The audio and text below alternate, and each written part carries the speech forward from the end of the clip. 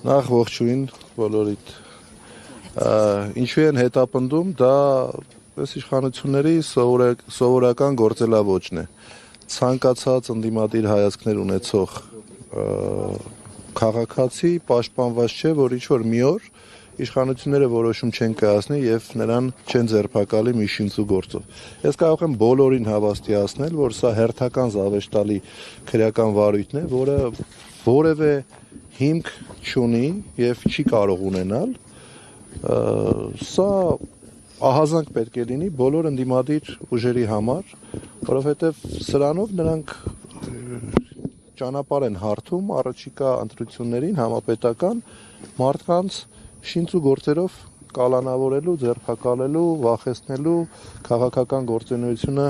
կասեցնելու կամ խաթարելու համար։ Ինչ վերաբերում է կոնկրետ այս գործին, ես ձեզ հավաստիացնում եմ, ես իհարկե շատ մանրամասն տեղյակ չեմ քրեական գործի նյութերին, բայց ես ձեզ հավաստիացնում եմ, որ այս գործը դատական վախճան չի ունենալու, այսինքն մեղադրական դատական ակտ չի կարող այս գործը ունենալ անգամ այս իրավիճակում, երբ ապօրինաբար է գործում ամեն ինչ, երբ ապօրինաբար քրեական վարույթներ է հարուցվում, որովհետև չկա կատարված հանցագործություն։ Գիտեք, ընտրությունները եւ առհասարակ քաղաքական գործունեությունը իրանից ենթադրում է որոշակի մարդկանց ներգրավում, բայց չգիտեմ, քարոզ արշավի ժամանակ սրա նրա տարբեր գործերի համար։ Հիմա եթե դա հանցանք է, ապա ինչի է դա հանցանք միայն ընդդիմադիր ուժերի համար։ Այսինքն ենթադրվում է, որ կուսակցությունը օրենքի շրջանակում ինչ-որ գործողություններ է արել, գումարներ է ծախսել, դա նկատի ունեն իրենք։ Ես անկեղծ ասած մանրամասն գործի նյութերին չեմ տիրապետում, բայց ես կարող եմ հստակ մի բան ասել, որ հայրենիք կուսակցությունը որևէ մի լումա ընտրակաշառքի տեսքով չի բաժանել ու նման ապացույցներ չկան ու չեն էլ կարող լինել, որովհետև բնության մեջ նման բանը բացակայում է առհասարակ։ Այդ դեպքում ինչու են հենց իրավապահները ինչ հիմքերից ելնելով են նման նախաձեռնություն սկսել։ Գիտեք, ընտրությունները վաղ շաբաթի տեղի է ունեցել նոյեմբերի 18-ին, ինչի եղավ դեկտեմբերի 30-ին այս գործողությունները, իմ համար անկեղծ ասած անհայտ է եւ զարմանք է առաջացնում, մարդուն ձերբակալում են,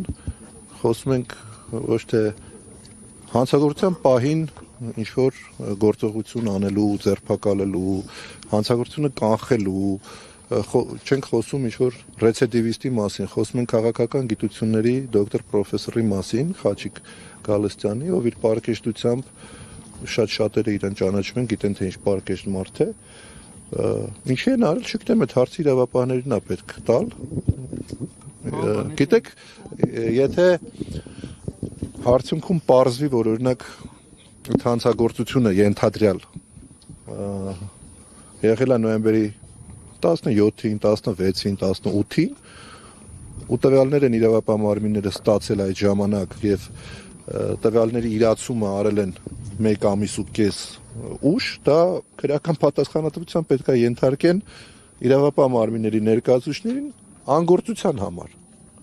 Իսկ խոզարկությամբ ինչ է հայտնաբերվել։ Ոչ մի բան, ոչ մի արգելված բան չի գտնվել, արգրավել են հեռախոսները, ինչպես միշտ։ Իսկ Արամ Քոչարյանի, այո, ժամը 2-ին էլ Արամ Քոչարյանի հետ կապված դատական նիստ արդեն սկսել է, Արամ Քոչարյանի հետ կապված նույն մեղադրանքներն է, բայց ելի եմ կրկնում, որևէ անօրինական բան ոչ Արամ Քոչարյանը, ոչ Խաչիկ Գալստյանը չեն արել։ Սա իշխանության հարվածն է կուսակցությանը։ Նկատվում է, որ ձեր կուսակցությունը ակտիվ քաղաքական գործունեություն է ծավալում, գրասենյակներ բացում տարբեր մարզերում, չեք կարծում, որ այս կերպ փորձում են ճնշել կուսակցությանը եւ փորձում են հետապնդում իրականացնել քաղաքական ակտիվությունը այո կա, նկատելի է ու ոչ միայն մեր կուսակցության նկատմամբ նման վերաբերմունք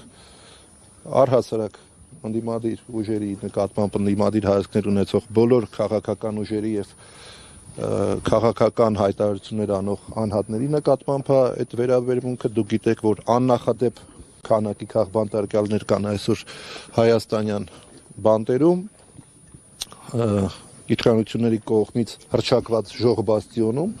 բայց մենք տեսնում ենք, որ որևէ իրական հանցագործություն այս մեր քաղբանտարկյալները չեն իրականացրել։ Փաշինյանը ձեզ ուզում է ճնշել։ Փաշինյանը շատ բան կարող է ուզել, կարևորը ստացվի։ Ինչ ճնշել անհնար է։